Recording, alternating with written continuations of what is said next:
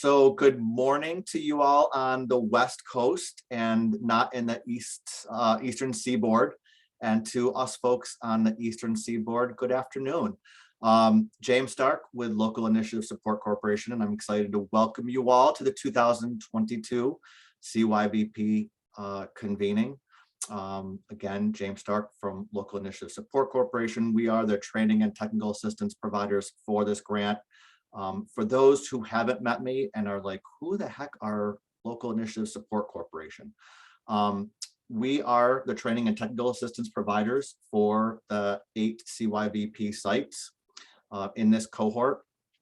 Our mantra is to work with residents and partners to forward resilient and inclusive communities across the country. So that has kind of 4 major elements that we've talked about in prior conversations. The first is empowering people to help them to contribute and take advantage of the knowledge inside your community. Second is to transform places. So where there is violence and victimization, you all in the community often know where those places are. And to work with the community to identify people and places, specifically places, to focus resources that will drive down violence and victimization. And then we want to support enterprises. So that's the schools, that's the community-based partners. Those are the folks that you work with that understand the community most. We're obviously going to come in here and try to provide some examples of what works, but you all know your community much better than we ever will. So we want you guys to draw on your partnership and the community that you're in to lead this safety and violence reduction effort. And then finally, we want to drive systems of transformation. So this grant period, it's awesome. It's 3 years. Hopefully we're piloting some really interesting and unique programs and strategies. But this grant program doesn't last forever. So we want you to be able to measure and understand the impact of this work so that it continues post grant period. So that's a little bit about who LISC is. I will have our team introduce ourselves in a moment. But first I wanted to thank you to OJJDP for this funding. And we have Leonor Fleming, the program manager for this. So I wanted to introduce her and have her say a few words. Leonora. Hello, everyone. I know most of you know me, but I'll just do a little introduction for myself. My name is Leonor Fleming, and I am a program manager here at the Office of Juvenile Justice and Delinquency Prevention. Specifically, I'm in the Special Victims and Violent Offenders Division. And our division, SVVO, administers policies and programs that really focus on protecting children against victimization, preventing and responding to youth violence, and holding offenders appropriately accountable. So we have a lot of core program areas, and one of which is the Children's Exposure to Violence program area, which this cohort falls under. So again, I just want to welcome you. I do want to say I, along with Alex Serrano, manage the programs under the CYBP grant. And again, I just want to welcome you to this convening, and I'm really looking forward to the presentations today, as well as the ones from all of the sites tomorrow. Thank you, Leonora. I'm going to have our LISC team introduce ourselves. So Mona, I'll start with you, and then you can pass it around to the rest of the folks that are on from our team. Great. Hi, everyone. Mona Mangad. I am Vice President of Safety and Justice Efforts, typically based in our New York City offices, and like many of you, working remotely. A pleasure to meet you all. It's been tremendous to just hear so much about the work, and looking forward to the presentations the next few days. And I will pass to Matt Perkins. Thanks, Mona. Hey, everybody. Matt Perkins. I'm also with LISC's Safety and Justice team. Usually work out of the DC office, but haven't been there for 2 years, so I work out of my home in Rockville, Maryland. And I'm pretty familiar with the Austin and Lompoc sites, but it's great to see the rest of you and get to share the next day and a half with you. Lavar, I'll turn it over to Lavar. Thanks, Matt. Good afternoon, good morning. Hope everyone's doing well. Lavar Michael, Senior Program Officer with the LISC Safety and Justice team.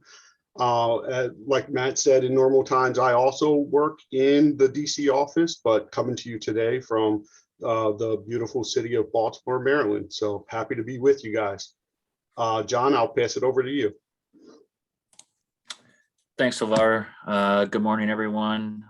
John Conley, Senior Program Officer with the team based in Milwaukee, Wisconsin, and look forward to the conversations over the next day and a half, and I'm happy to pass it along to Brittany.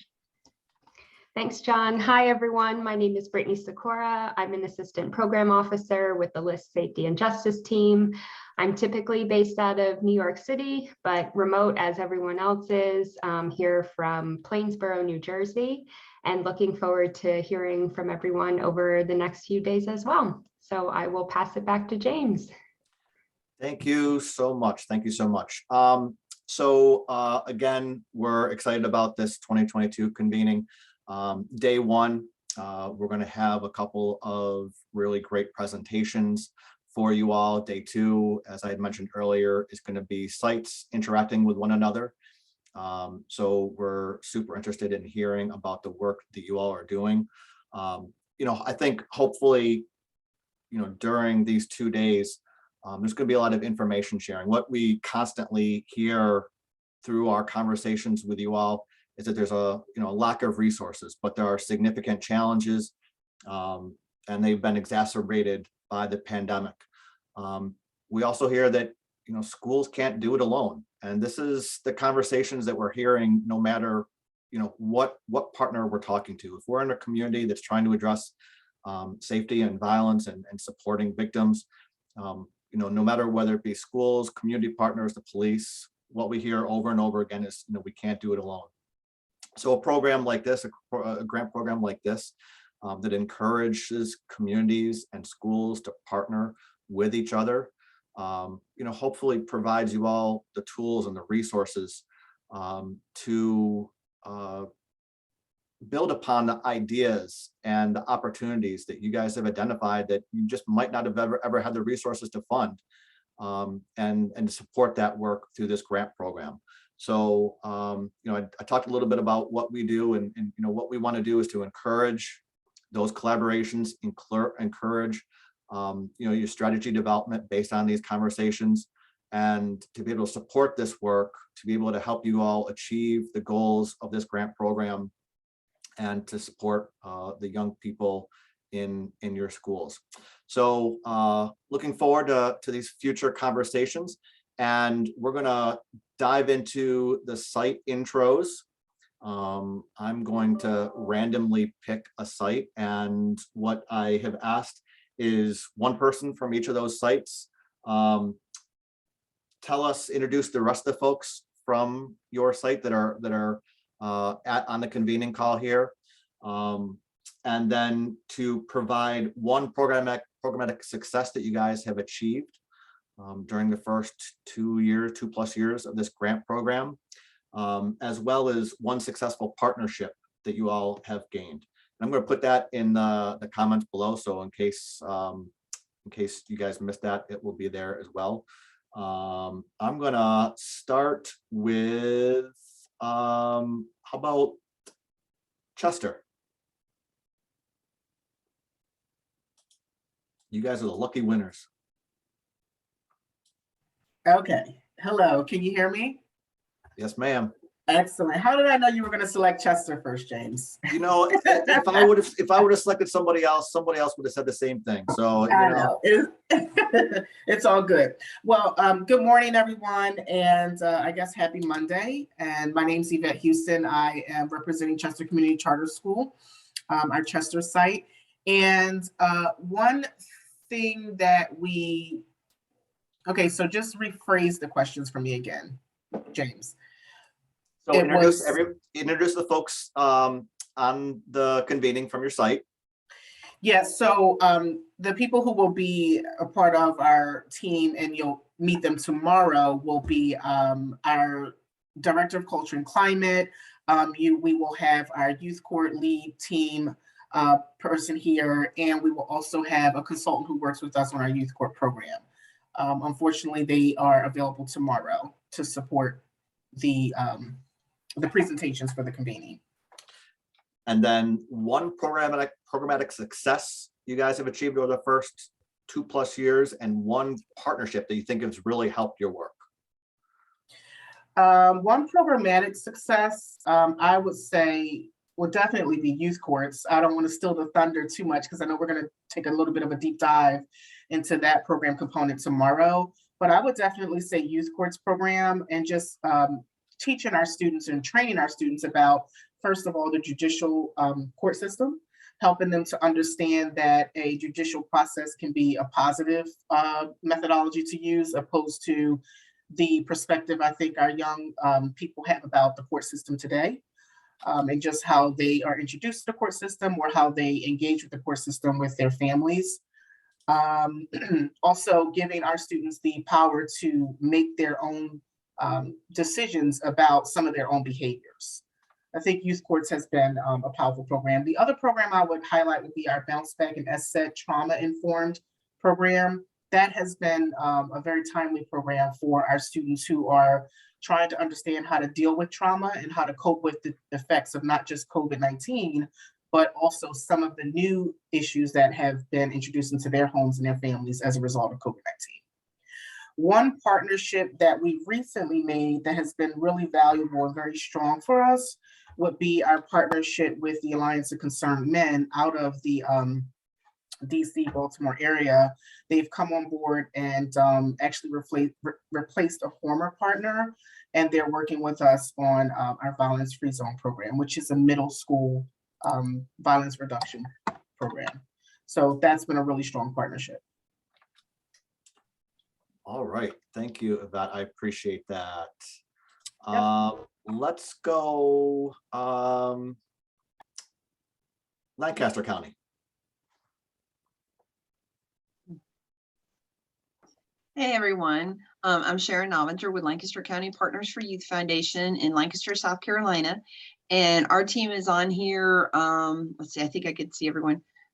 First, I see Tori Taylor, and she's one of our mental health first aid trainers, as well as many other things too.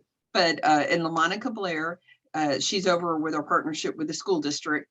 And Ronnie Hamright, he is our after school parenting, check and connect, everything grand poobah, really. So I know he has a more official of a title too, but anyway, we have many successes, you know, and some annoyances of programs because of COVID not being able to start in full force and everything. But one of our main successes with our after school programs and our check and connect, our mentoring programs, with the students that they were tapped for both of those because they were maybe on the cusp of, or they had behavioral issues and on the cusp of some academic issues combined with behavioral issues as well. And we are very happy to report the behavioral issues in those students have gone down to pretty much zero. Nothing, no suspensions and anything from those groups of students.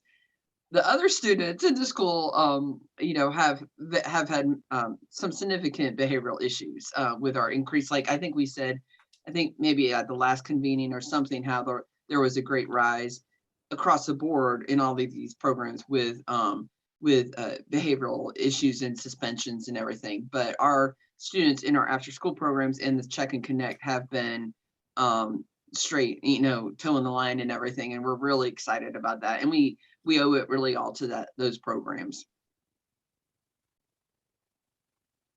Terrific. Thank you, Sharon. Let's go Lompoc.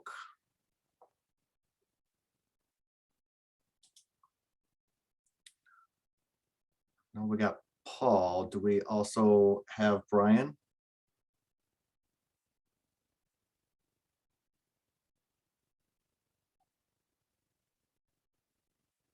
Lompoc going once. Hey, Good to see you. So I'm Paul Catan, and I actually didn't scroll to see if our colleagues at the district, Paul Boomersbach or Brian Armio, are also on. They might not be. So I could just, I'm probably not the best person to speak except to the partner portion of it. So I work for a family service agency of Santa Barbara County, and we provide an array of services, half our mental health counseling programs, including school-based counseling, community-based, and then also basic needs assistance, support for families, parent education. So we actually partner pretty heavily in the grant with Lompoc Unified. So I think our partnership is great. What's more is that we actually, our convening of our coalition has representatives of, I think, maybe 11 different community-based organizations that work to support youth and families. So it's pretty comprehensive, and being part of the grant thus far is impressive. It seems like every conversation, there's another gem that comes out, there's another opportunity, and that there is a growing infrastructure to help avail these things and start to build them as the way that things can get done in a meaningful, lasting way for the community. Sounds good. Paul, way to step up, because I was actually talking about the other Paul, but you did an amazing job. I appreciate it, Paul. We also have another Paul. We have the team Pauls, Paul Squared from Lompoc. All right. Let's go with Austin.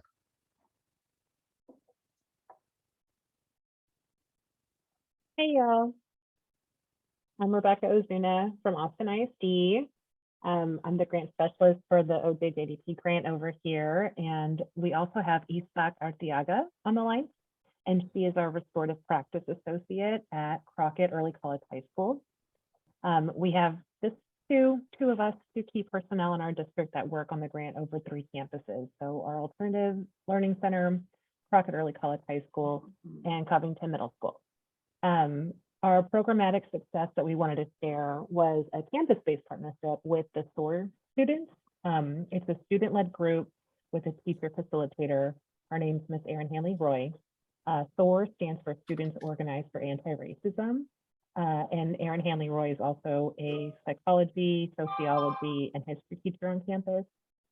So ESOC's really had a great opportunity to partner with that group and work towards cultivating spaces that are open, and they're working on leading restorative circles in their own way. That was another part of our partnership. So for our students to lead circles with our Covington Middle School students. So that's something we're looking forward to for next year. Another successful partnership we have is the Amala Foundation, and that's here in Austin, Texas. And they've worked and partnered with ESOC's peer-led group for leadership group and the SOAR class. And so they have this really beautiful kind of partnership where they're here with the kids. They do some art-based healing work. They really empower them to be leaders on the campus. And ESOC is there for coaching and guidance, and it's just a really, really beautiful partnership. It's something that we hope continues even after the grant, because SOAR will continue to be here. Amala is really big in our community, and they've partnered with a lot of different campuses in Austin ISD, and luckily we were chosen to be one of them. Thank you very much. Let's do Broward County. All right, Broward, hello to you all. Thank you for having us here today. I know the Broward team is very excited to be here. For those of you who don't know, Broward County is located in sunny South Florida, and we are the 6th largest school district in the nation. My name is Amber Jennings. I'm a positive behavior intervention and support specialist, and I am joined here with my team, Amy Wood, and she is really the backbone of this work. And then we have our grant staff. They're really on the ground working and supporting our schools, and that is Shayla McLeod and Mitch O'Heater. We also have another lead administrator, Dr. Christopher Gentles. He unfortunately could not be here today, but he does send his best. For our program, I want to highlight the Think Before You Post program. It's an internet safety program, and it has 3 tiers of, or what we call levels of support. The program teaches students about cyberbullying, sexting, as well as the potential consequences of their posts. And the program includes a toolkit with lessons, staff trainings, parent trainings, other marketing resources that the lead facilitator at each school has access to. We currently have 17 schools who are opted in for some tier 2 level support, and we have 4 schools receiving our highest support, tier 3. And so far this year, we have completed 6 staff trainings, parent trainings, and student trainings with that program. And then for our partner that we wanted to highlight, we've gained Papa John's, and they're donating to all of our 17 schools that are participating in the program.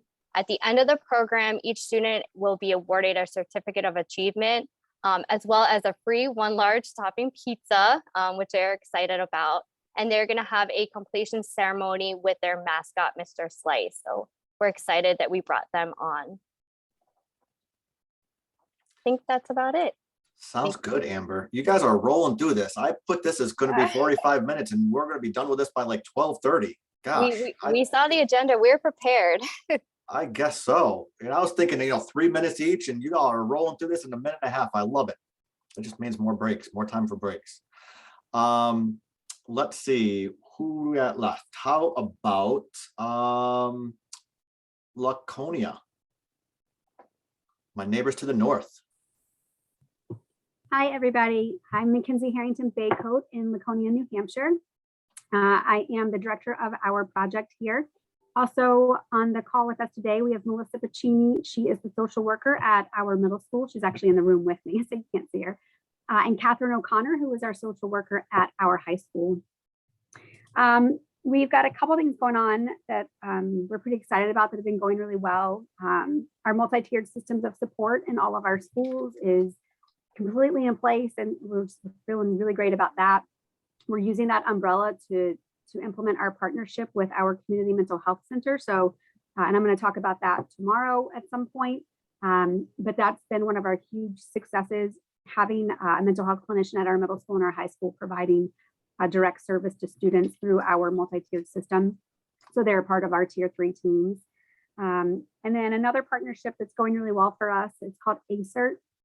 It's an Adverse Childhood Experiences Response Team. And that is a partnership that we have with the police department and our family resource center here in Laconia. And the quick gist of it basically is we spent about a year developing a release form that our insurance companies all signed off on, that and all of our police officers are trained in, that essentially when a police officer is in a home, and domestic violence is like a really easy like scenario.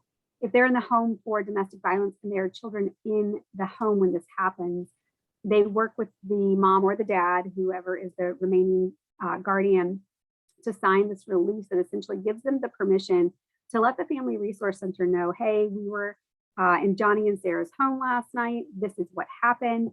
The Family Resource Center then determines, in working with the family, are these school-age children or are they below school-age children?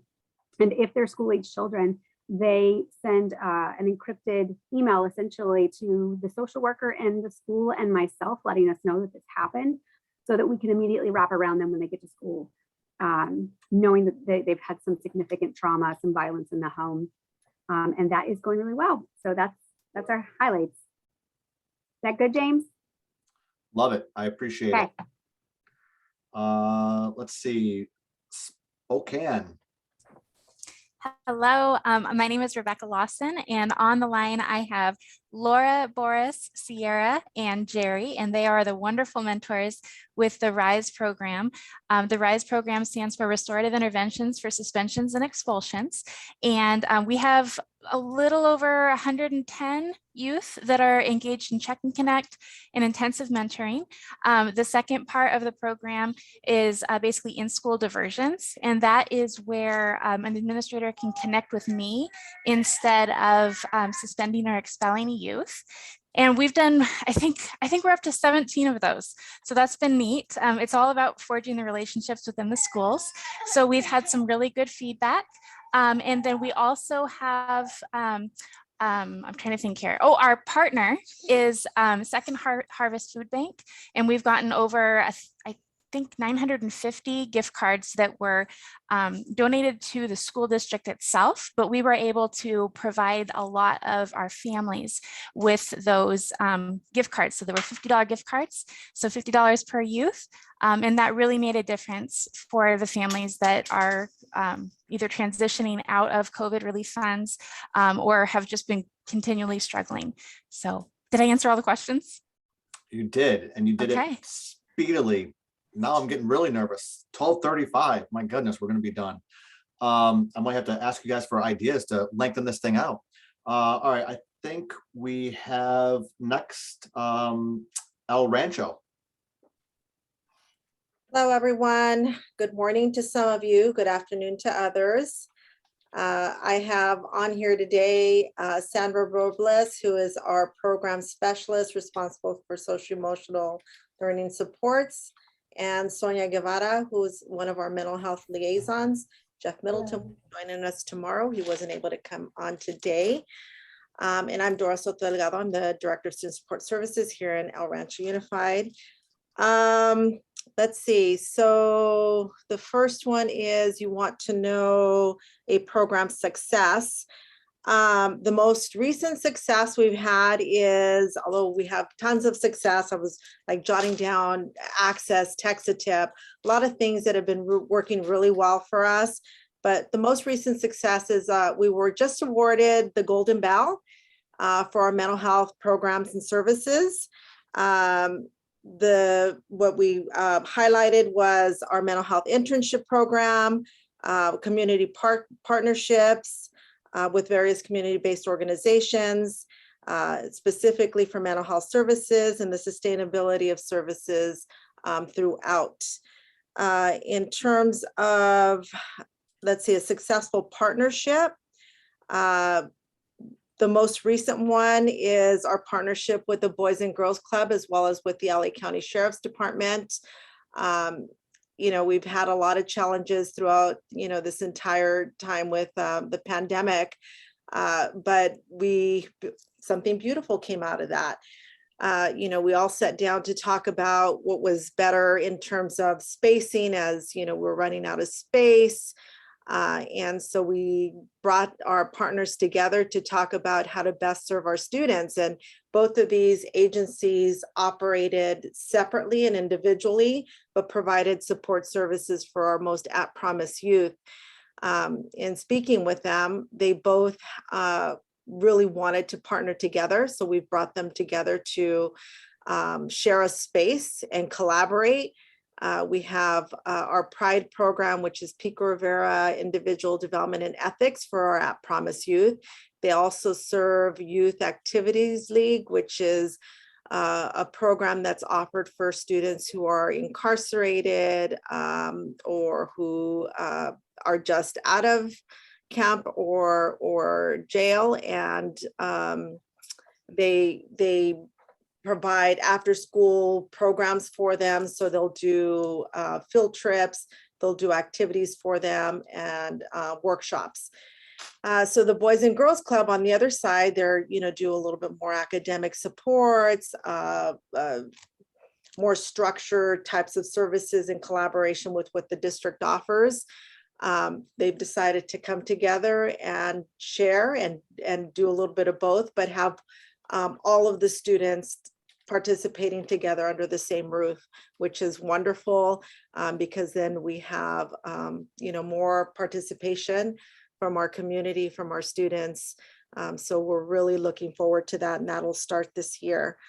And then we have, I did want to share one last, I know you said we had time, but we have plenty of time, Dora. Okay, so we have someone who works for us, Alexis Hernandez, who does our teen court program. And he was just named to, and I'm trying to find the exact name here. Give me just a minute. So Alexis Hernandez was named to the Los Angeles County Juvenile Justice Coordinating Council by Los Angeles County Supervisor Janice Hahn.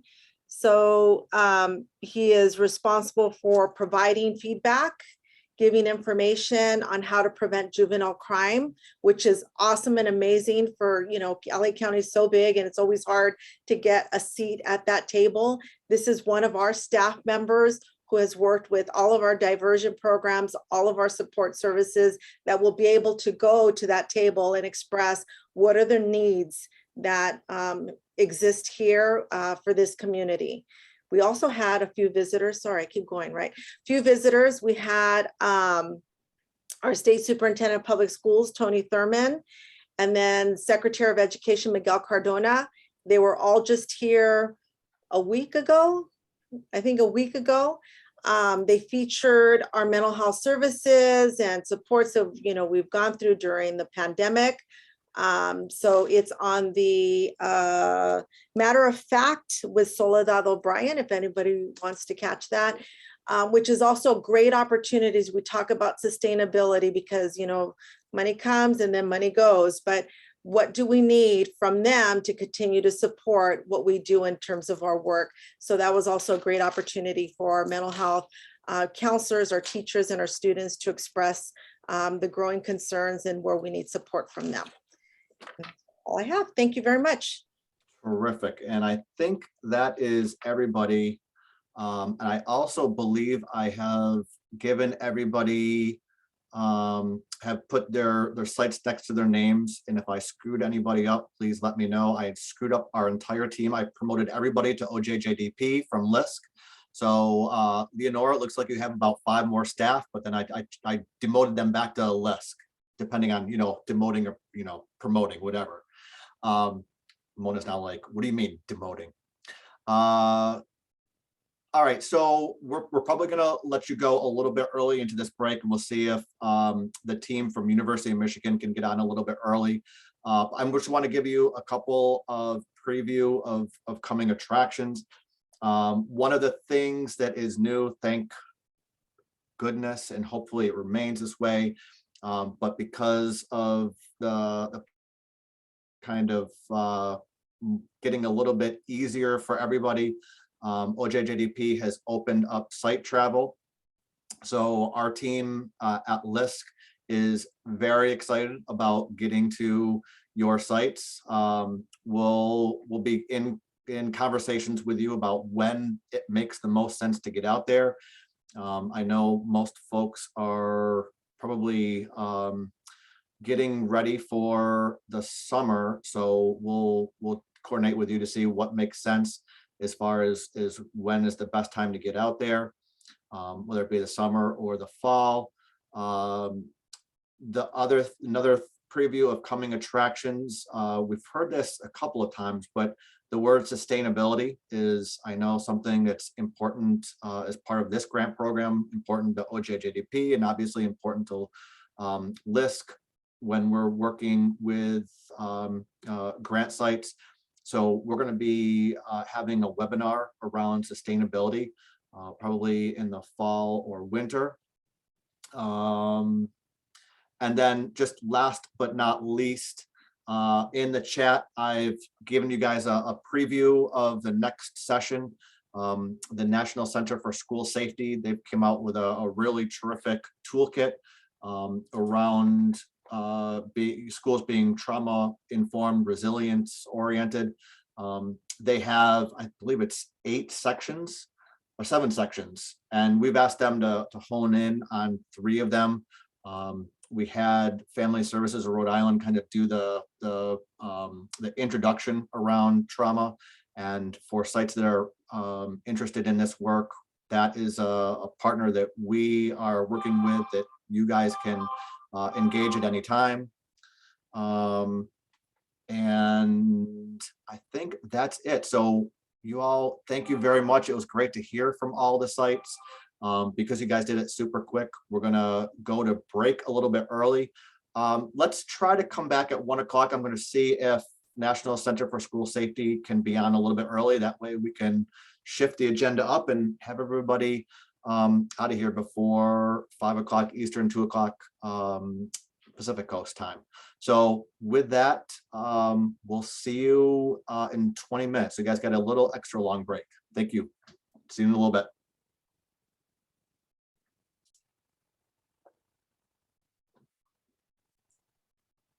All right, you good? Recording? Matt, take it away. Yes. All right, thank you. Here I am back again. We've got some great guests for you today. Before I turn it over to them and introduce them a little bit, I just want to reflect a little bit. Having a 25 year career in violence prevention work, especially community-based violence prevention. One thing that's been really striking to me about changes in focus over the last decade or so in that work has been the recognition of trauma and the impact of trauma in so many ways on how we try and deal with prevention and intervention, and just thinking about causal factors for offending and victimization, and the struggle of taking this knowledge about the impacts of trauma and then the effects that it has, and trying to think, how do we work this into a preventative framework at the community level? I've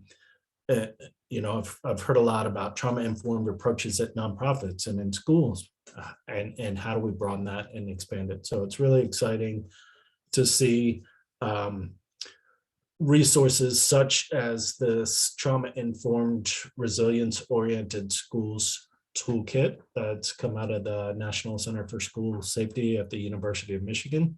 We're going to get an introduction to that today from Allison Schreiber, who's a former high school English and social science teacher and human resources professional, joined by Emily Torres, violence prevention and community-based violence prevention professional who's at the University of Michigan as well. They're going to present, and then we're going to have hopefully a really vibrant discussion afterwards. I really want to ask some questions about resilience-oriented, but I'm going to wait and see what they tell us first. So Emily, Wonderful. share Thank your you. screen and please take it away. Oh, and I'm going to put the center's web address in the chat. They have podcasts and stuff. It looks like a really cool resource that you might want to look around on a little bit more. Thank you for that plug. And we'll have some links to share to some specifics as we go here as well. So thank you all, to James and Matt in particular, and everyone. Hello. We're really excited to be on with you all this afternoon. As Matt said, I'm Emily Torres with the National Center for School Safety at the University of Michigan School of Public Health.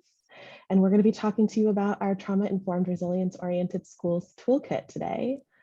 I am our program manager at the NCSS. As Matt said, I have a background in public health. That's my primary background. And I am joined by my colleague, Allison. Allison, I'll pass it to you. Hi, thank you. I am a school safety specialist with the NCSS, and my primary role is working with organizations that have been funded across the country to implement school violence prevention programs in K through 12 schools. I'm a former high school teacher in a Title I urban district, as well as an HR director. So I have a variety of experiences related to creating trauma-informed spaces. A practice that we have found useful in this trauma-informed, resilience-oriented space is to begin our sessions with a moment to arrive. The goal is to help everyone move into a more relaxed, intentional mindset. To start, get into a position that's comfortable for you. You can close your eyes or leave them open and lower your gaze, whichever you prefer. We're just going to notice our breathing for 3 inhales and exhales. As you take a breath in, consider the question, who are you dedicating this learning to? Is it yourself or someone else? As you breathe out, consider who you might thank, literally or mentally, for guiding you to this moment. Breathe in. Breathe out. Breathe in, breathe out. Thank you. Thank you for that, Allison. Hope you all enjoyed that little moment to arrive. I know you're coming in after a break and hopefully you're feeling a little settled and ready to be with us today. So thank you so much for having us here as part of the afternoon convening. It's an honor to be here with you all today. And I see some familiar faces in the crowd here a little bit. So I want to share just some learning outcomes for today. So by the end of today's session, we hope that you are able to define the trauma-informed resilience-oriented schools framework and some of the associated principles. We won't spend too much time on that section. We know that you all have maybe had I think a recent presentation around sort of defining trauma, talking about adverse childhood experiences, but we'll just define how we think about this and what those principles are a little bit. Then we'll spend more time thinking about who you might engage outside the school to support your work and how you can get started with some of those partner engagements. And at the end, we'll sort of relate the importance of some project management things, continuous quality improvement in this space as we talk about implementing. So before we jump into this, I just want to tell you all a little bit about the National Center for School Safety. I know some of you, I see some familiar faces. We are a training and technical assistance provider for the Students, Teachers, and Officers Preventing School Violence program that is run by the Bureau of Justice Assistance. So our goals are really to provide comprehensive, expert-led safety and violence prevention training and technical assistance to the school safety community nationwide. So I think James put our website in the chat, and please feel free to check it out. We have a lot of different kinds of trainings and resources available on our website that are open for anyone to use and take a look at. And then one of the other things that we really say is one of our focuses is to break down traditional school safety silos and bridge gaps between partners, perspectives, and areas of focus. And I know that you all are thinking about kind of what whole community approaches look like, what it looks like to really work, not necessarily just in schools, but with your community partners.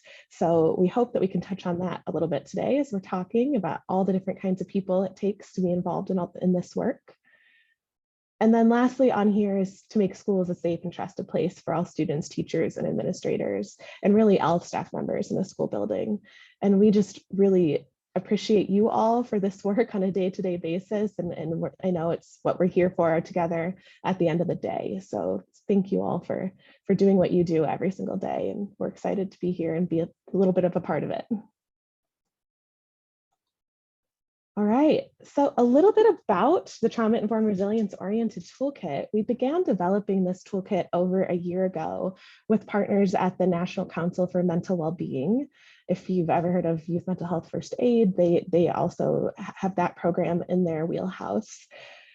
So I also want to give a shout out to our instructional designer, Brent Miller, who really led this project. He would be here doing my portion, except he's at the Grand Canyon on vacation. So you get me instead. Hopefully I can do him right here.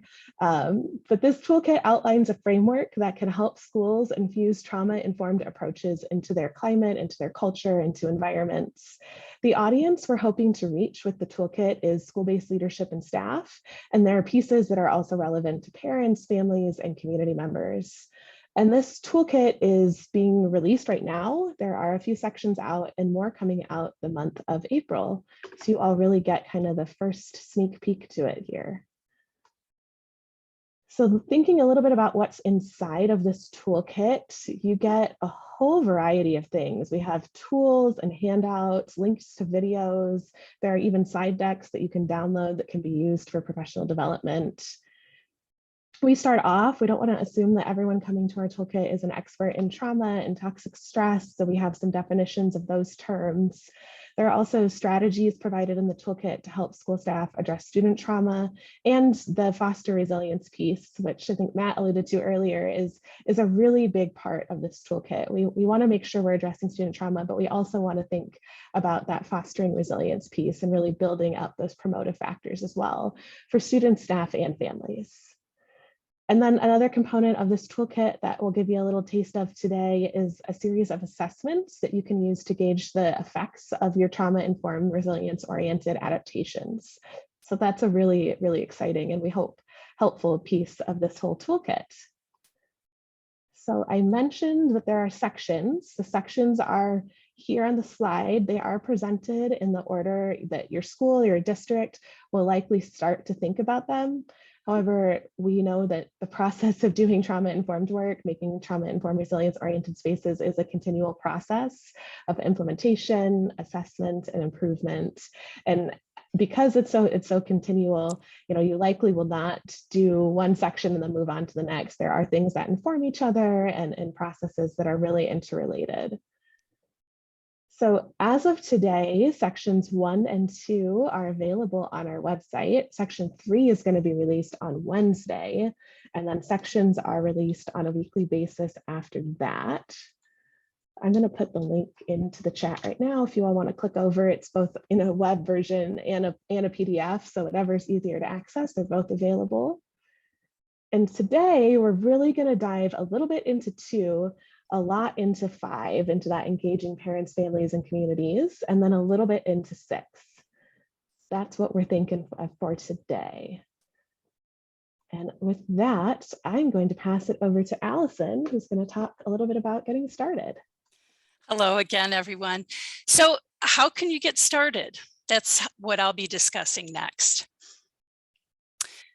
I know most of you probably already understand what trauma is, and I wanted to take a moment to explain how the toolkit uses the word and in what context. The key here is for educators and community partners to understand what trauma is so that they can make decisions about effective ways to address it.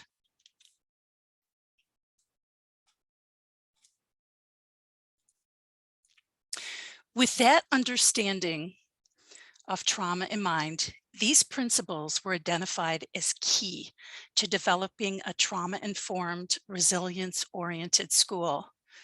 When these principles are embedded into the school's culture, policies, and daily practices, it can be identified as a trauma-informed, resilience-oriented school. In other words, the school is committed to infusing the core values on the slide into its multi-tiered systems of support. Other essential components of this framework are the acknowledgement of student trauma, the importance of staff wellness, and the school's efforts to meet the unique needs of all learners. These definitions are fully defined in the link that Emily just put in the chat. And when we say safety, it means physical, emotional, and social security for all students and staff. Trustworthiness is fairly straightforward in its definition, but it takes a lot of effort at building intentional relationships. This approach takes engagement, participation, and cooperation with students and families, and collaboration and power sharing between all staff and students. Peer support looks like mentoring for both students and staff. And finally, inclusion and engagement, which looks like cultural responsiveness and celebration of unique aspects of your school community. All the materials I've discussed up to this point is from section 1 of the toolkit, which is really an introduction to trauma and the framework. Section 2 narrows in on its practices and processes to help you create a trauma-informed, resilience-oriented school. What I'm talking about here are universal or tier 1 adaptations. Nod or raise your hand if you're familiar with the concept of multi-tiered systems of support, or MTSS. Great, I'm seeing a lot of head nods, and this is an evidence-based approach to support all students regulate emotions and to receive support to be successful. It starts here with the universal adaptations that support almost every person in your school. Specifically, things like altering the physical environment of your school, encouraging specific kinds of interactions between educators and students, using resilience building classroom strategies, and fostering teachers and staff resilience. Then, in the MTSS framework, Tier 2 supports get a little more specific to include students who might need extra help. And finally, there are individualized supports and interventions for students with IEPs or those seeing a counselor at school.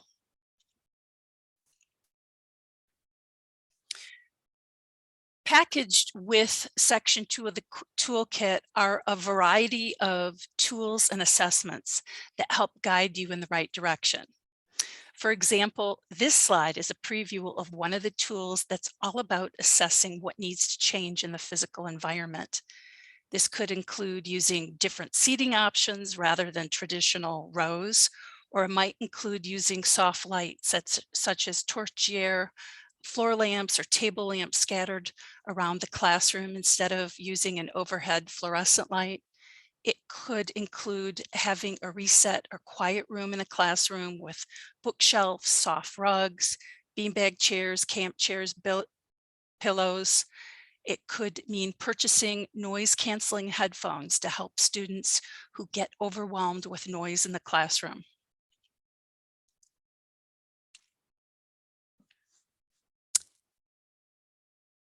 Okay, and then the third and final slide showcases the relationship between students and staff.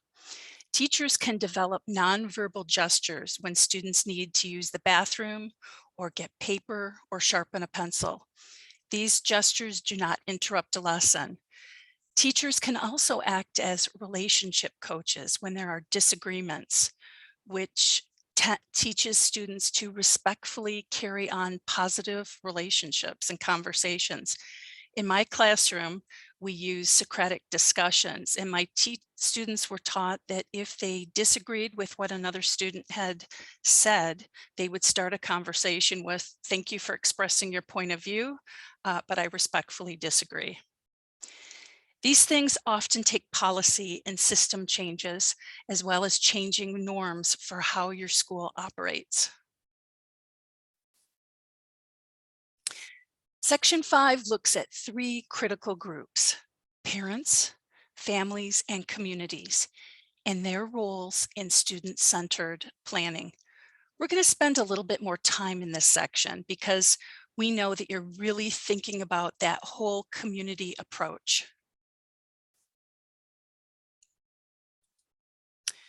Working together, schools and community agencies have greater impact on the concerns of poverty, family disruptions, decreasing the impact of social determinants such as the lack of health care, strong education, economic instability, and power and influence to affect a person's life. These factors are all changeable, unlike individual genetics. And when these social determinants are addressed, the possibility of adverse childhood experiences also decrease. Educators are not trained as community social workers or mental health providers, which makes it difficult for them to address the more complex social and emotional well-being characteristics of some students. Likewise, community social workers and mental health professionals are not educators, and they often lack an understanding of student developmental skills or how to differentiate based on students' learning profiles, strengths, and weaknesses. Together, school and community experts can address the whole child, their physical, social, emotional, and academic needs. Decreasing barriers to communication about students can facilitate early intervention, which can change the trajectory of a student's academic career and entire life. In the past several years, many funders are requiring partnerships between school and community organizations as a prerequisite for grant applications. They have noted the successes of collaboration and are focusing in on the organizations that are willing to do the work collectively. One example of an advantage of the familiar setting of school for provision of mental health services is that students and families avoid the stigma and intimidation that they might feel going to an unfamiliar and perhaps less culturally compatible mental health setting. Of course, receiving services at school may also put students at risk of stigmatization by their peers, but this issue can be addressed on both a pragmatic level, such as using discretion, strategic scheduling of appointments, and private waiting areas, and individually with each student receiving services. Providing school-based mental health services eliminates the need for transportation of students to and from off-site appointments and facilitates parents participating in mental health appointments. Because many parents live within walking distance of neighborhood schools, as a result, more families seek mental health care for their children, and it can make it easier to follow through with ongoing care. School-based mental health services also offer the potential to improve accuracy of diagnosis and assessment of progress. One of the major challenges of providing mental health services to students is gaining access to information regarding their functionality in various environments. The school setting includes an abundance of opportunities for professionals to acquire information on how children deal with physical and social stresses and challenges, how they perform in an academic setting, in community-related roles such as sports or extracurricular activities, and on the quality of their interpersonal relationships with peers and adults. And finally, and most importantly, schools and communities work together to support students broaden the network of people responsible for students' well-being. Schools are no longer being held accountable or blamed for all students' difficulties. Society as a whole begins to take on the role of addressing those difficulties, creating a community support web.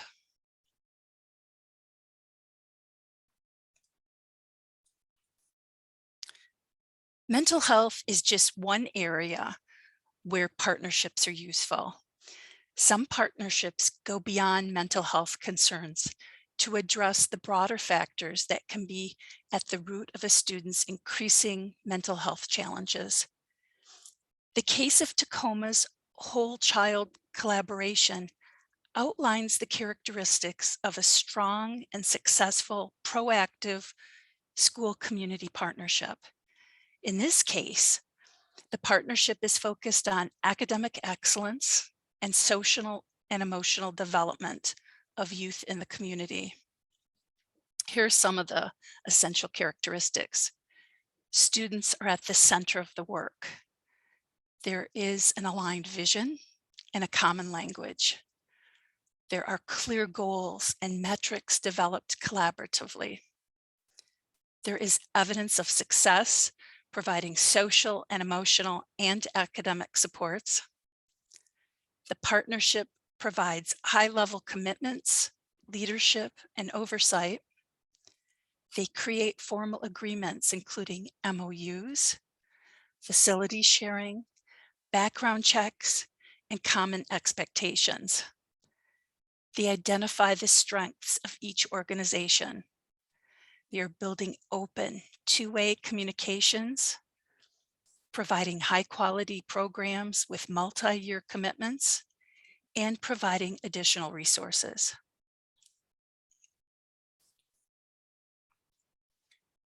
One example of taking a proactive approach would be to address students' needs as they relate to ACEs. Think about a student coming into school having already experienced adverse events. We know these ACEs are linked to many challenging outcomes as they grow up. Your school probably can't meet all of these needs highlighted on the slide. So where else can you turn? In the chat, share what community partners or services that help you address these needs.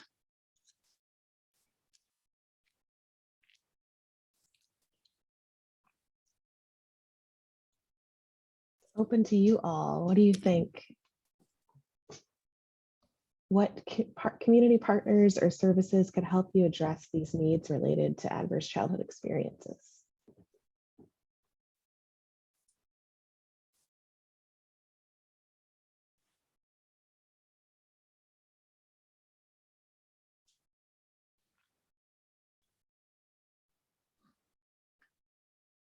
Seeing some things come in. We got Boys and Girls Club, local mental health agencies, state mental health department, local churches, community centers, family service agencies, behavioral wellness.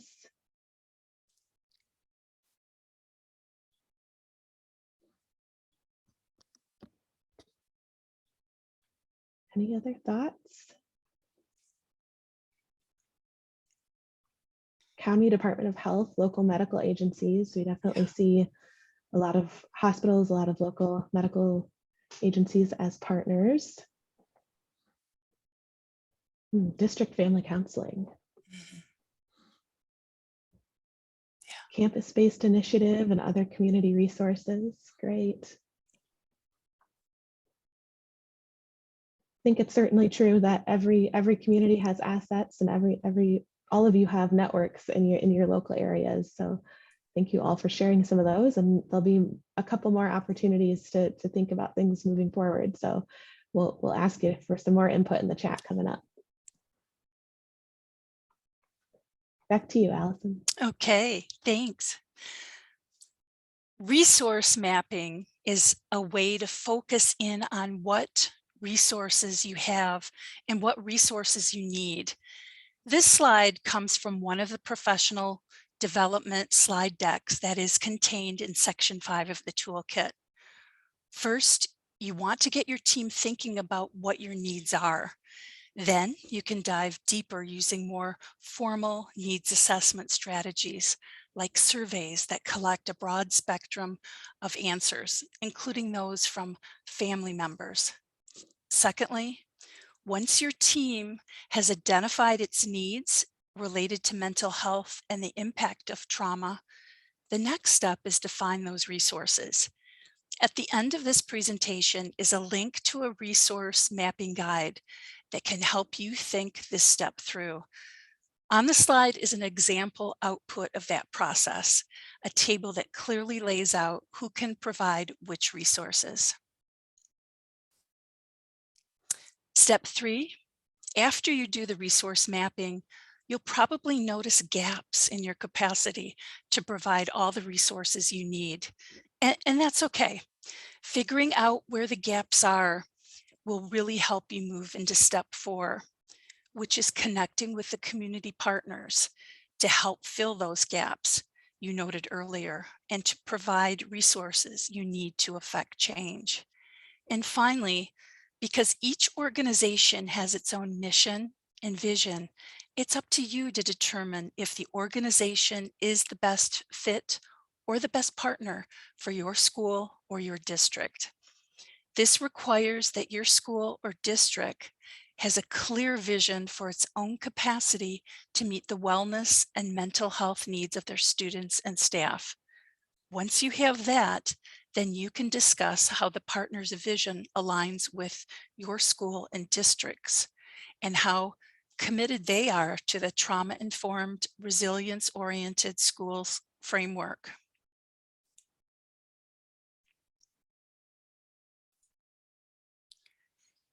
As I mentioned in the last slide, when choosing partners, it's important to keep in mind that each organization has its own missions, visions, and service products. It's up to the school to determine which of these organizations will be the best fit for their work. The critical questions to assist schools in choosing a partner are summarized here. What are the gaps in your capacity to meet needs at all tiers of support? Which community organization has the resources to meet those needs? Are you connected to partners rooted in the communities and cultures represented in your school? And does the organization share your beliefs and assumptions about school students? What is their commitment to trauma-informed, resilience-oriented care?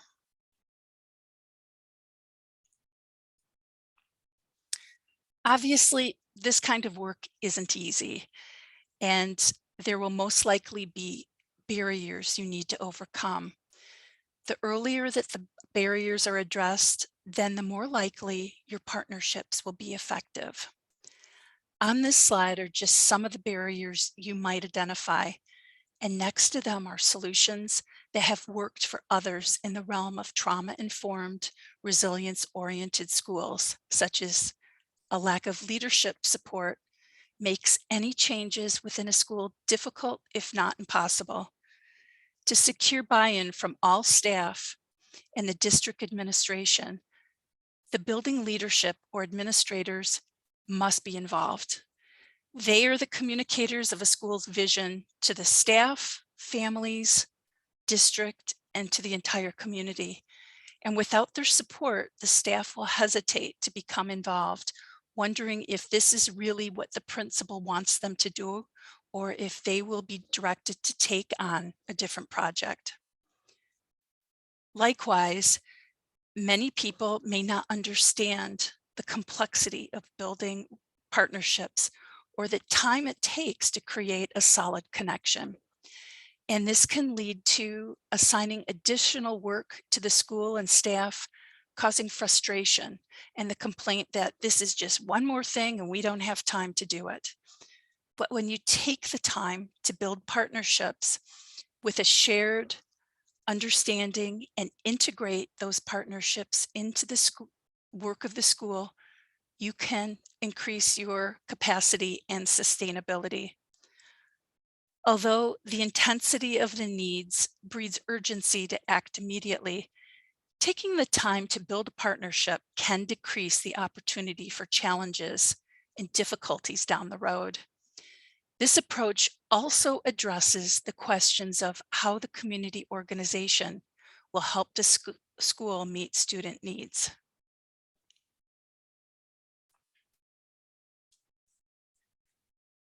When team building begins at the Tier 1 universal level, a solid partnership can form before the school and organization can take on the difficult work of meeting the needs of students with significant barriers from trauma and toxic stress.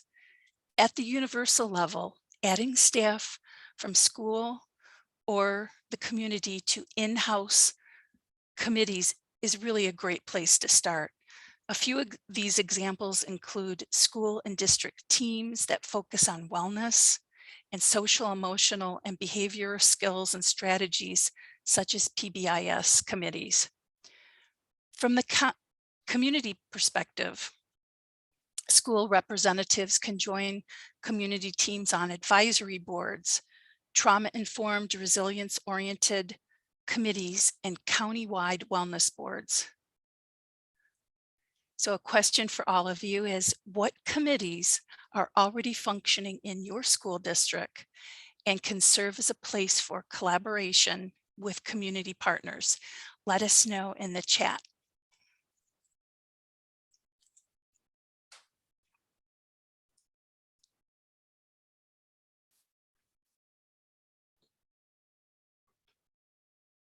Can also answer the flip side to this question. If you know if any committees in your community that you're thinking would be a great place for the school to be involved.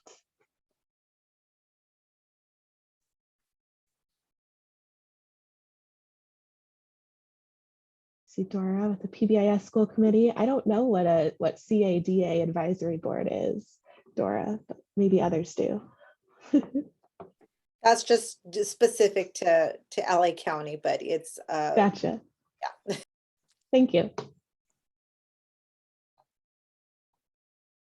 Youth centers, neighborhood council project development, MLK Center, connections to universities. I'm seeing Native Project, Justice for Girls Coalition, Social Emotional Wellness Department, District Equity Advisory Council. That's a great spot.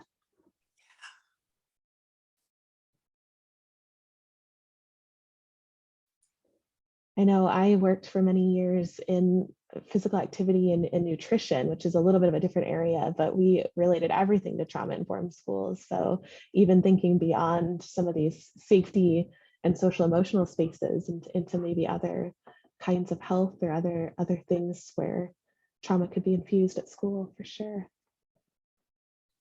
And trauma-informed practices. I always shorten myself. I don't want to infuse trauma in school, sorry.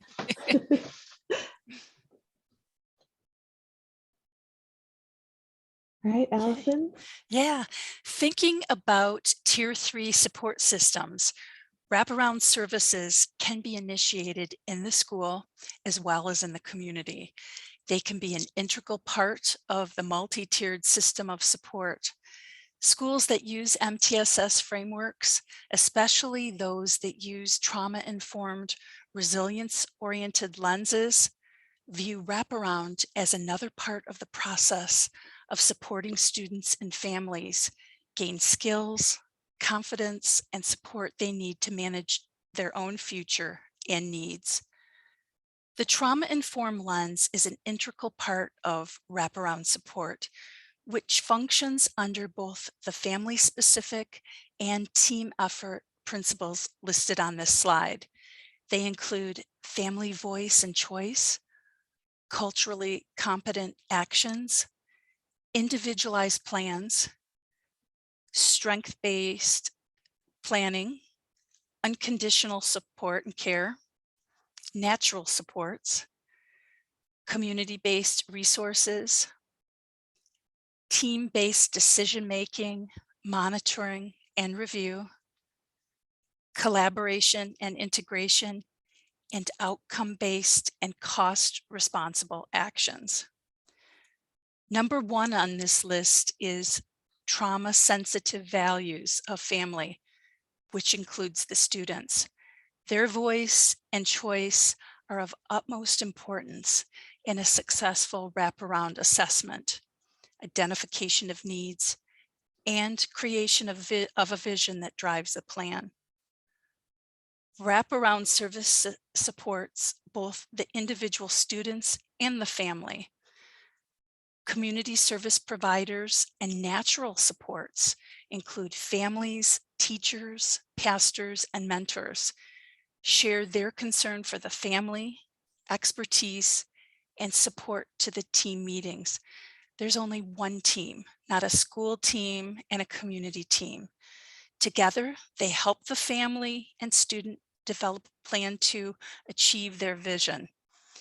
The individualized plan is student-centered and relies on maximum family involvement, as well as individualization for each student with variation depending on the strength, needs, and culture of the child and family.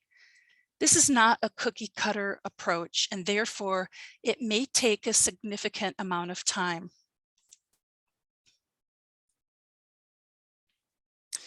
If you're going to invite organizations or professionals into your school for services, memorandums of understanding are important.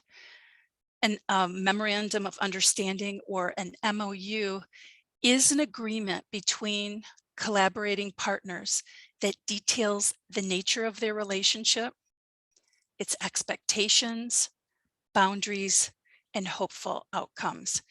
And to facilitate an MOU, schools typically utilize a school employee who coordinates their development and implementation.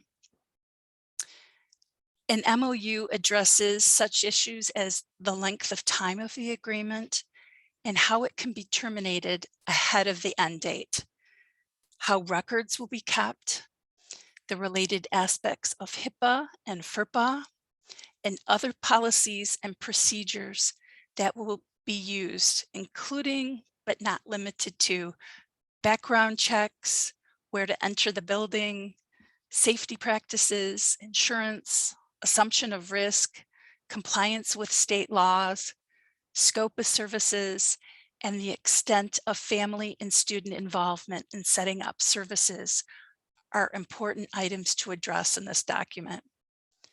Additionally, The information listed on this slide is important to include because it provides critical details.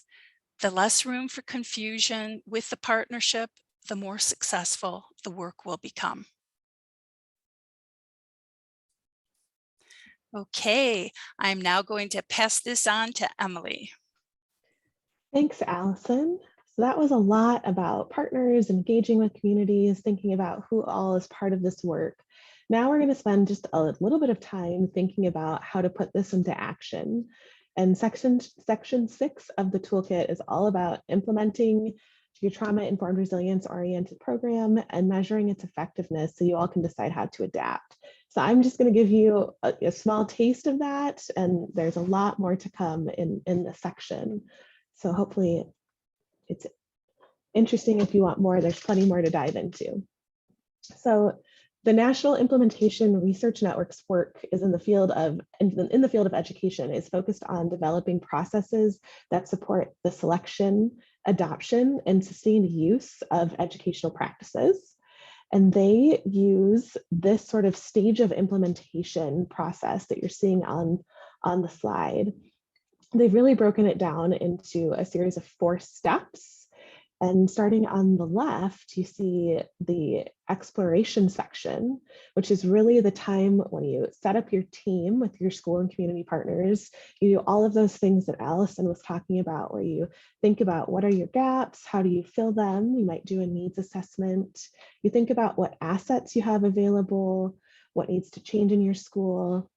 And then you start developing programs, thinking about policies and systems changes that need to be changed to support those programs. All of these things you'll see here, we call them innovations.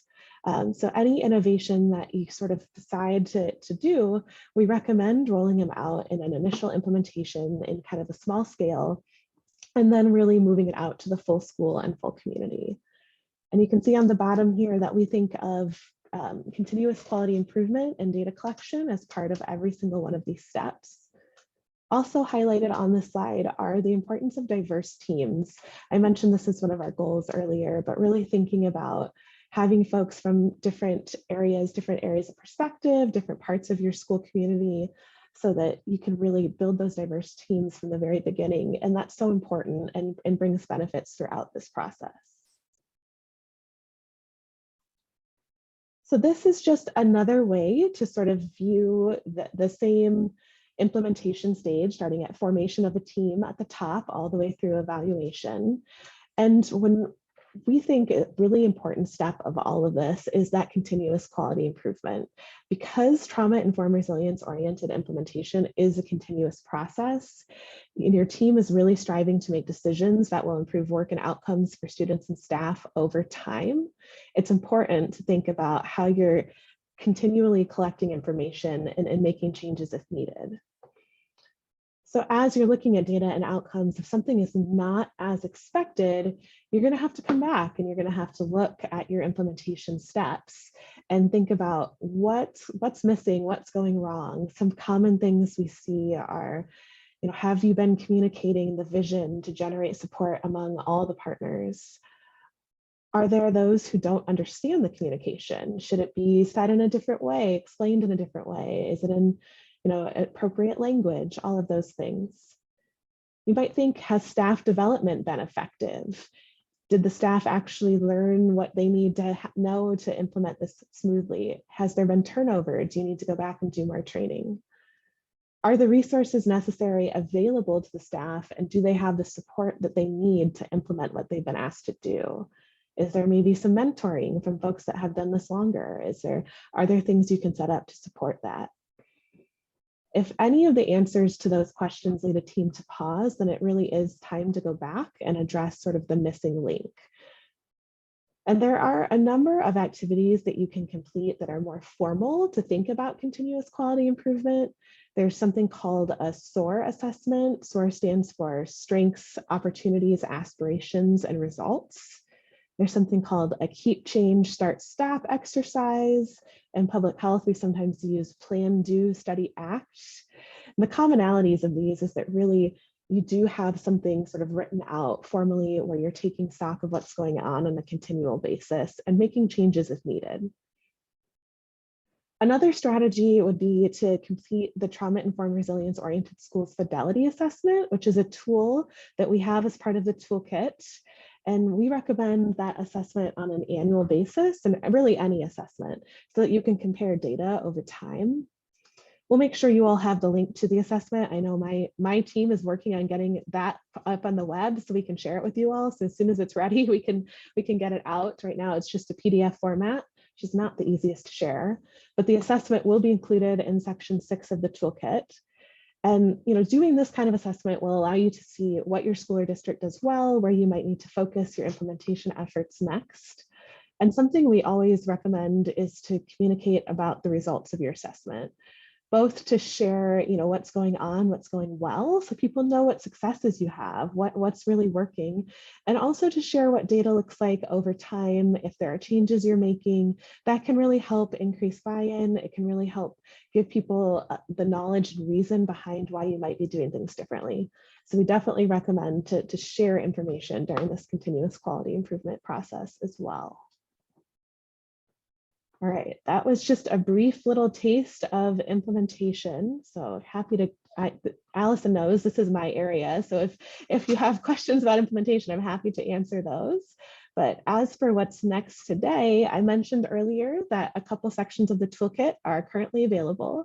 Additional sections are being released in the coming weeks. And really the best way for you all to kind of know what's coming out is to sign up for our newsletter. I'm going to put, it's a short little funky URL, but if you want to sign up for our newsletter, you'll hear about on a weekly basis on Wednesdays, we send this out. We always have the latest resources and they're all freely available. So feel free to sign up for that newsletter. You can also always reach Allison and I and really our whole team at schoolsafety@umich.edu, which I can also put in the chat for you if you would like our email. We're happy to talk more in depth, to share other resources, and just to be in touch if you have questions after today. And I want to put these additional resources on here, which James clarified in the chat that slides are available. So make sure you have these URLs. The first one is the toolkit itself. The second one on here, How Schools Work and How to Work with Schools, is a really, really great resource from the National Association of State Boards of Education and CDC, and Centers for Disease Control, about how to work with schools if you have a community partner that's never worked with schools before. So it kind of outlines what the purpose of schools are, what are some of the legalities that you all know forwards and backwards that partners might not know.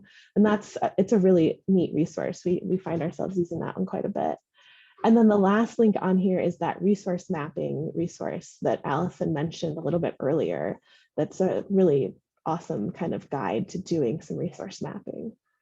So we'll make sure you have that as well. And I'll throw our contact information on here. I know we have time for questions and conversations today. But again, if you want to, that phone number is my phone number. So if you want to write it down and call me for any reason, you can. And Matt, do you want me to keep sharing my slides or stop sharing and turn it over to you? Yeah, why don't you go ahead and stop sharing so we can see one another. We will give everybody access to the presentation. And let's try to open this up for questions. If you have one, go ahead and unmute yourself as long as we don't have a rush. And I have a quick question. This is Yvette. Thanks, Yvette. Hi, sure. Yvette from Chester. The toolkit, have you all done, I guess, what would be called maybe like a test beta in certain environments where you had certain schools or maybe organizations test out the use and the value of the kit and give you some feedback in terms of how it was able to, like the kit itself and the contents of the kit was able to help that school like move forward with some of their goals or make any type of improvements around some of the goals that they had initially set? That's a great question. And The short answer is not yet. Okay. The longer answer is that a lot of this work is based out of work coming from the state of Wisconsin. I don't think anyone here today is from the state of Wisconsin, but one of the content experts that we had involved with this toolkit is from Wisconsin and has worked at the state level on this work for many years. So a lot of these tools are things that had been created in that environment and we're sort of elevating, as well as linking to a lot of other sort of best practice documents that have gone through that process. But we are planning to do just that, where we have a couple folks who are helping test it and do some work around making changes in the future to make it more useful and as useful as possible.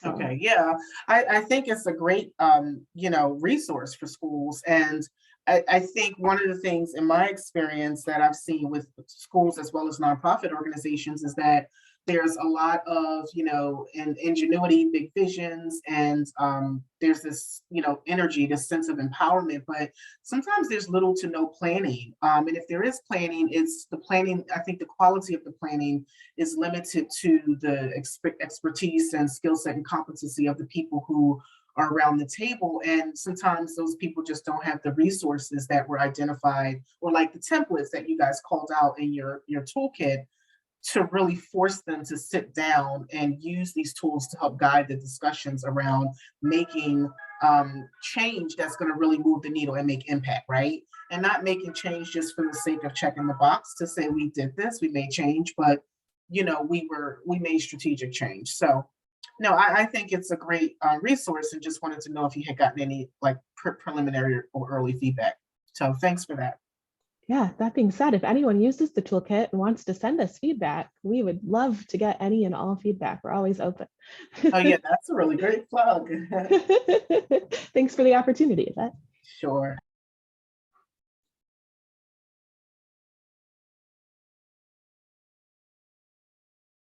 All right. Any other questions? Because I have one based on that, right? And in terms of technical assistance, especially for sites that might be interested in starting to use this and getting some help from the center, what does technical assistance on this project look like, or can it look like? Absolutely. I'll take this one too. Allison will get any of the heavy content questions, but I'll take these more logistical ones. In terms of technical assistance available, one of the points of this toolkit is really to try to give as many templates that are easy to use, that are directly editable, that you all can take and run with. But that said, we are a training and technical assistance center, so we are more than happy to provide one-on-one support. If you all have questions, that schoolsafety@umich.edu email is a great space to say, hey, can you all talk to us about how to use this toolkit in our setting? We would love to do that. And we know that implementation in all different settings looks different. So typically our TA would be an initial half-hour to hour call, depending on what you all have time for, and hearing a little bit about your program and what you're trying to do, and talk about the toolkit.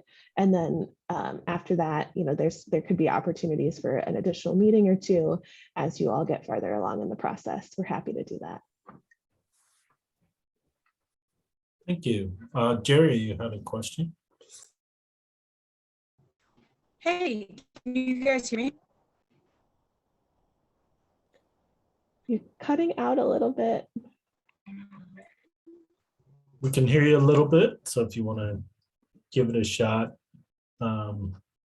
or put your question in the chat too.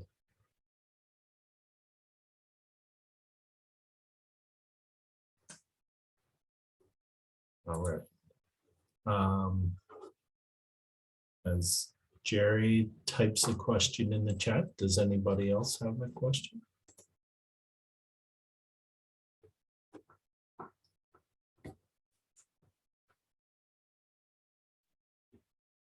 I was really interested in you're bringing up kind of the physical environment within the school. In terms of physical environment outside the school, which is something that LISC is always concerned about.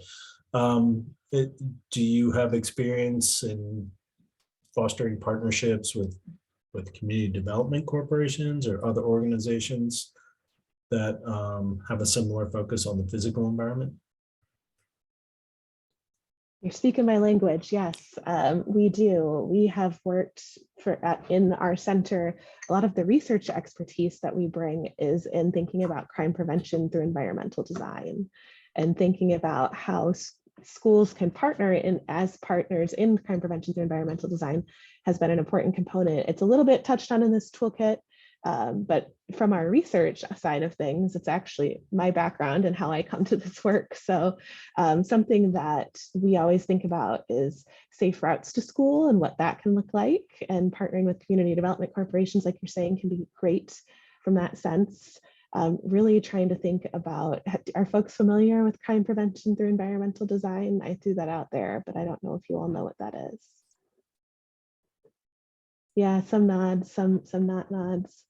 And we do, LISC does quite a bit of training on that. So this is a good question. Who's familiar with it and who's not, and who would like to hear more about it? Does LISC provide a discount or free training? Well, thanks to OJJDP, this would be free. Great to know. Thank you.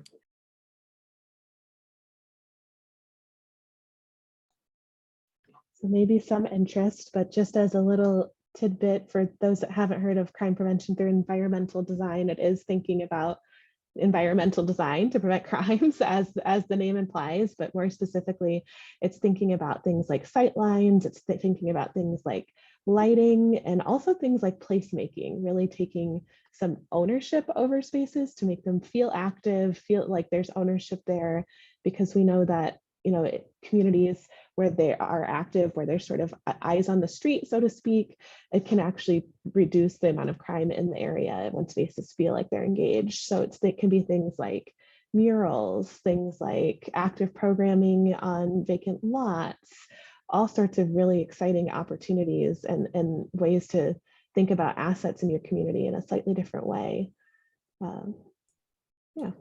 Yeah, and I would add to that kind of there's the way it's described as first in generation sub-10, right? Which Emily, I'm sure you're very familiar with, but a lot of what we hear when we hear about crime prevention through environmental design is around target hardening and making an individual physical structure harder to victimize, but it really takes something different when you're talking about sub-10 in a community context, and how do we create spaces in which the whole community feels comfortable and feels safe, and through interventions that are not alienating or seen as punitive.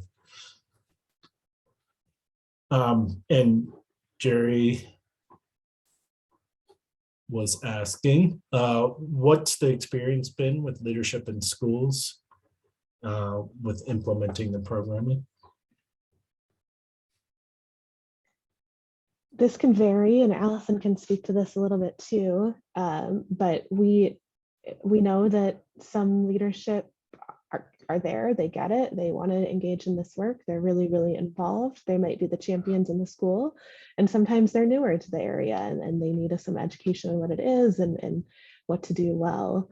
So in terms of having leadership actually implement the toolkit, similar to earlier, we haven't gotten quite that far yet, but Allison can speak to maybe a little bit around just in general, what we hear around leadership and implementing trauma-informed schools and what can work to engage leadership in that space. You're on mute, Allison. From my own experience working as a teacher, it really does it's determined by, you know, administrators in the school, whether they buy into it or not. Recently, I've been working with a grantee who had a superintendent who had a big vision and really totally bought into a program. And then the superintendent became ill and had to resign. So they have a new superintendent who isn't as invested. So it's going to, you know, whenever you have someone new to a program, you have to, you know, just start the process of getting people aboard. So it will vary from community to community and school and district. Have you heard, I'm sorry, it's Dora from El Rancho Unified. Have you heard of any school district that has embedded this practice in policy or even in administrative regulations? Because I agree with that, as soon as you have a change in administration, you never know in what direction that vision is going to go. This is great work. I really appreciate you all sharing that. I was just telling my team through a text, I really love this because it helps really structure everything that we're doing, and you look at everything as a whole versus just one specific area. But yeah, I was just wondering. Yes, definitely. I mean, policy and systems change work takes time and is challenging and always recommended in terms of sustainability for sure.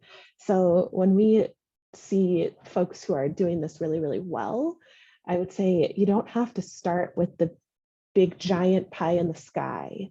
You can start with some of those smaller policies and systems. You know, are there things like, as part of your staff onboarding, making sure that this is part of it, that they're getting, you know, some sort of information around how trauma-informed, resilience-oriented schools look for you, for your school, and making sure that that's part of that process. That, you know, that could be maybe a lower hanging fruit. So what are those in your school community that are things that will really make a difference, but might be those smaller policies?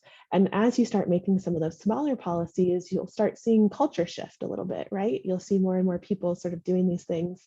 And then as that culture shifts, those bigger policies, making it part of your mission and vision, for example, or embedding it somehow. We see people embed this in their disciplinary policies, for example. Those can be a lot bigger. But if you start making those smaller ones, start thinking about shifting that culture, those bigger policy changes can come along.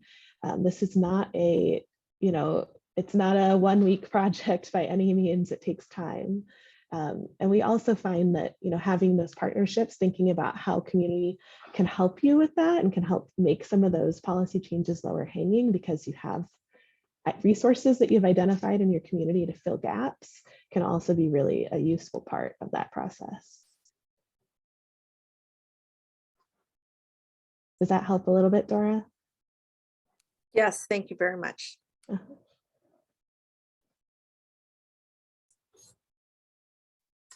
Okay. I got more. I got a ton of these, right?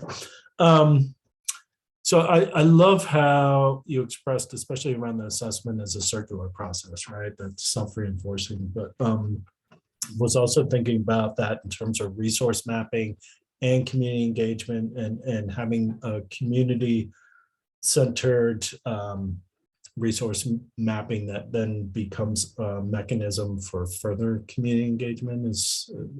Are there any stories or advice you'd like to share? I know that kind of the asset and resource mapping can be a struggle, especially as you get started. Yeah, I think I'm thinking of somebody we've worked with recently in the state of Alaska, who they were really thinking about how to have mental health in their schools. And it's a really, really challenging rural setting. And, you know, they were saying, we know what we need. We have all this data about how we need, but we have no idea how to get there, how to actually, you know, get resources to people in need. And I always think that the first people that you can engage are the people already in your school. And so really thinking about, you know, you likely have social workers, mental health providers, counselors, somebody in that role who might know some of those community mental health resources already, or might know who to ask. And you can start doing some of that snowballing and really taking time to, as you've identified some folks who might know some of these community resources, get them around the table, have some of those conversations, and then stop and think, who's not at the table? I feel like people sometimes forget to take that step of saying, who's not here? Whose perspective are we not hearing? And then trying to go out and find those people, which is challenging. It can take time, but I always think too about, maybe our parents and in the school community and our families. And if we're doing a good job of communicating what this mission and vision is and what this initiative is, there's likely a lot of assets in your larger school community that you maybe don't know are assets because they're not folks that you've talked to or know or that kind of thing, who when you communicate that, hey, this is what we're doing, and if you're interested in this, come join us, we'll show up to that space. And then the other thing with asset mapping is don't be afraid to use templates. There's that great resource that we'll share.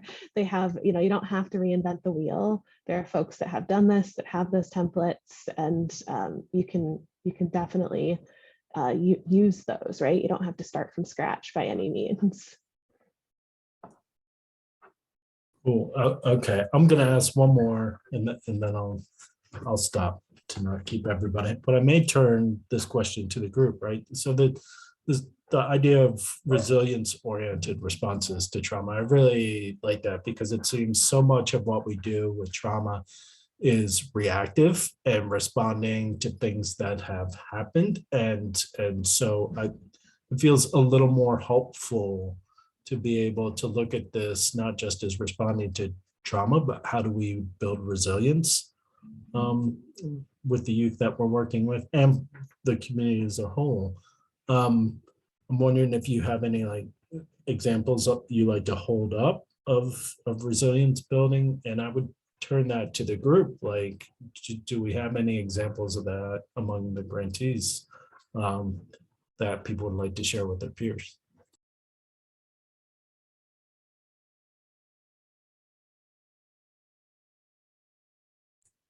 Rebecca Azuna, I saw you nodding when I talked about that.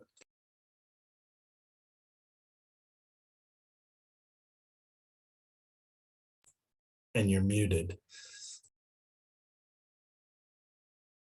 I think Rebecca and I were just trying to brainstorm what that looks like in our team. Yeah, I think it's a layered question. Sorry, me and Rebecca are in the same room. So if you hear, can you hear an echo? A little bit of an echo? Okay, we're gonna adjust. Yeah, resilience building with trauma, I think a lot of it in terms of restorative practice, right, has been in handing over that practice to our youth. So I've been going into SOAR once a week, actually Mondays, where they are learning what it means to take charge of their own voice, right? Where it's not just me facilitating or the teacher facilitating, but they're learning how to then facilitate restorative circles, create them so that they can create their own questions on how they want to talk about trauma. They get to set the container for how they feel safe in that space instead of an adult setting it for them. And I think beyond that, we've been doing a lot of somatic approaches. How do we check in with our bodies? How is my body responding to this question? And how is that in itself a trauma response? What are some practices that we can do to regulate our nervous system? So we're building our resilience in that. We go kind of deep in these spaces. So I think in terms of resilience, that's kind of what's coming up for me, or even in our peer-led group with the Amala Foundation. A lot of it has been working through that, having really honest conversations about trauma or interactions with police officers. How does that how does that impact our interactions with the police officers on our campuses? How do our bodies respond to the police officers on our campus? What does it mean to cultivate a space where we feel seen as humans and not criminalized as students of color? So I think a lot of it is in the conversations and literally in the coping tools that Amala brings in sometimes. Yeah, so I'm gonna leave it there, but I'm still thinking. I think there's resiliency looks like a lot of different things. Well, don't mute yourself yet, because that has me the importance of kind of recognizing successes and past behaviors and adaptations and thinking about what was a successful response by me, so that the students can internalize that, yeah, they have shown resilience in this. Yeah, that's a great thing to bring up because I feel like those are a lot of the conversations that we have, especially in our one-on-ones, because we have our groups and then they'll come in and have one-on-ones. And we do that a lot. We're like, hey, remember that you were referred to this group because you got into a fight in the beginning of the school year and you have not gotten in a fight like this whole semester. Like, let's celebrate that success. Like, let's celebrate the fact that before you used to get upset and curse a teacher out. And now you're like, you know what, miss, I want to have a restorative circle with this person. Like, that's something that we need to celebrate and uplift. And let's talk about how you feel knowing that you have these tools now. So yeah, no, I think celebrating the successes is huge. Great, thank you. Thank you for sharing that. Yeah. Emily or Allison, I don't know if you want to respond to that or add to it. I really love what you were talking about with having youth, giving them the empowerment to take charge of restorative practices. When I was teaching, I did restorative practices, and it was really important for the kids, in order to buy in, to be able to conduct them. You know, there's a lot of training that goes into it before it reaches the stage where kids can lead them. But once all that is gone through, and, you know, if there's somebody in a classroom who is maybe being disruptive, and a student, another fellow student may say, hey, you know, can we just get into a circle? I want to talk about this. I'm studying for a test and you're being disruptive. So when you can just pull into a circle and kids can talk about how they feel, and you can restore relationships and get a better understanding of where that child was coming from. You know, maybe something happened to them earlier in the day or the night before at home. So I love what you're doing. I think that's wonderful.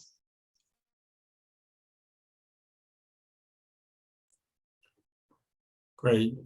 So it looks like we've run out of questions. I have another example, Matt, if you want another example perfect. of resilience, a little bit different than that. And something that I think is so important in this moment in time and always is to make sure we're taking care of our staff in schools, right? I know that's all of you and your colleagues, and something that we really try to get into in this trauma-informed resilience-oriented school approach is that yes, we want to show up and have trauma-informed practices for our students, but also for our staff. And when we're thinking about resilience and what that looks like, we know that a trusted adult can make all the difference in the world to a student, but it's really hard to be those trusted adults.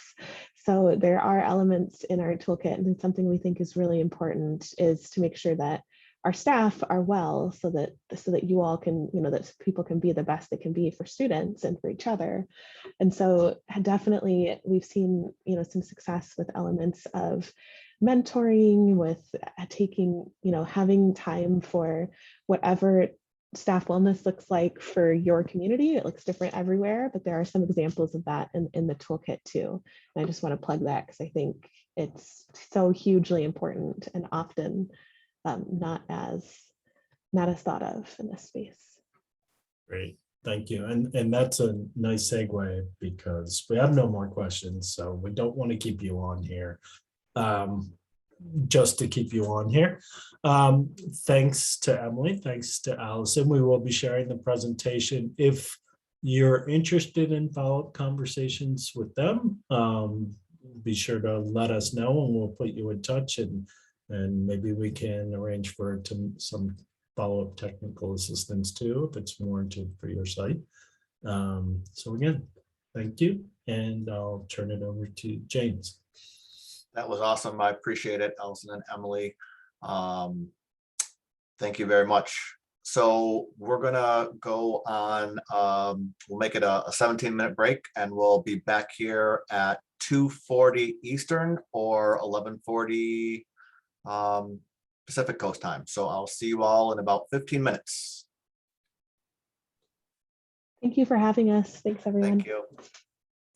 Thank you. Thank you.